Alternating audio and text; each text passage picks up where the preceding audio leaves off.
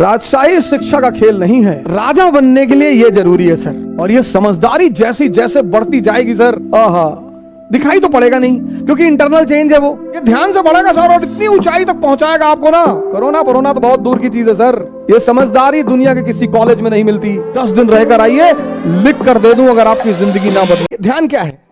It's transformation है, इंद्रियों से कॉन्शियस की तरफ, lower level to highest level. अब ध्यान के चरण, ये दूसरा बड़ा महत्वपूर्ण पहलू, फेसेस। पहला फेस, मन को समझना या देखना।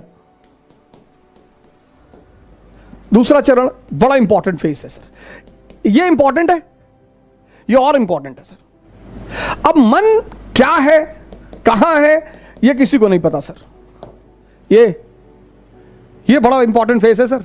वो मन की बारीक चालाकियों को समझना सर, ये सेकंड फेस है सर। ये हम जानते नहीं, लेकिन काम इसी पे करना है।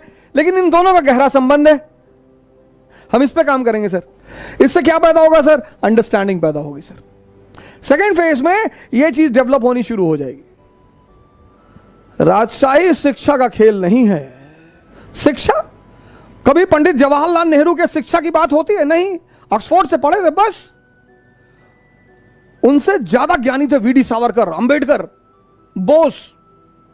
लेकिन पंडित नेहरू भारत के और विश्व के एक सफलतम नेताओं में से एक हैं। क्यों? समझदारी है। ये ध्यान का गिफ्ट है।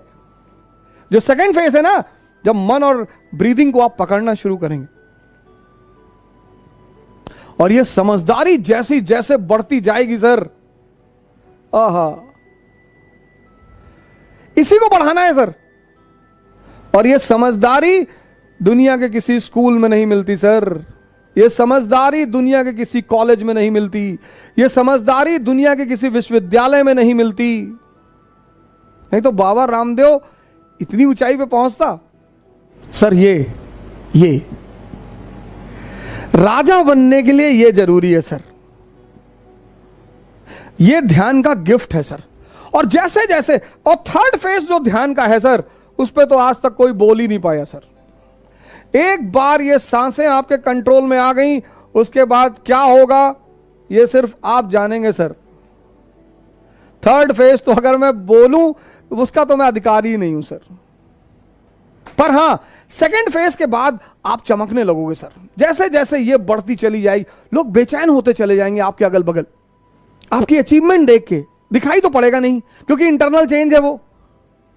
भाई आप जिम जा रहे हो, बॉडी बन रही तो बाहर से दिखाई पड़ रही, लेकिन जब आप ध्यान कर रहे हो और अंदर चेंजेस हो रहे हैं, कहां दिखाई पड़ेगा सर? ये बढ़ाइए सर, ये ध्यान से बढ़ेगा सर और इतनी ऊंचाई तक पहुंचाएगा आपको ना। कोरोना तो बहुत दूर की चीज है सर। सर ध्यान करिए सर। सर इस देश में इतने विपासना सेंटर है सर, विपासना, इतने सारे विपासना सेंटर हैं। अगर आप किसी गुरु के पास नहीं जाना चाहते सर, ये विपासना सेंटर कोई चार्ज नहीं लगता सर। आप बस गूगल में डालिए विपासना, आपका कोई भी धर्म हो सर, आपकी कोई भी जाति हो, आप यहां जाइए सर। 10 दिन रहकर आइए, लिख कर दे दूं अगर आपकी जिंदगी ना बदले सर। आप नहीं जाना चाहते ना किसी गुरु के पास, आप यहां जाइए सर। अगर आप 10 दिन रुक गए ना सर, सिर्फ 10 दिन, घबराइए मत सर। अपने आप को मजबूत करिए सर, तब लड़िए। बिना मजबूती के अगर आप लड़ेंगे सर, कैसे जीतेंगे सर? सारा खेल मन का है। और 3 तरह के मन हैं, एक दुर्योधन की तरह, एक कृष्ण की तरह, एक अर्जुन की तरह। दुर्योधन की तरह उसको तो भगवान भी नहीं समझा सकते सर, उसको तो जाना ही है। अर्जुन का सबसे बड़ी क्वालिटी यह है कि वो एक अच्छे इंसान को अपना गुरु चुनता है। जिसको भी यह संस्कार पैदा हो गया कि गुरु कौन, किसी के कहने पे नहीं, वो भी महान बनेगा।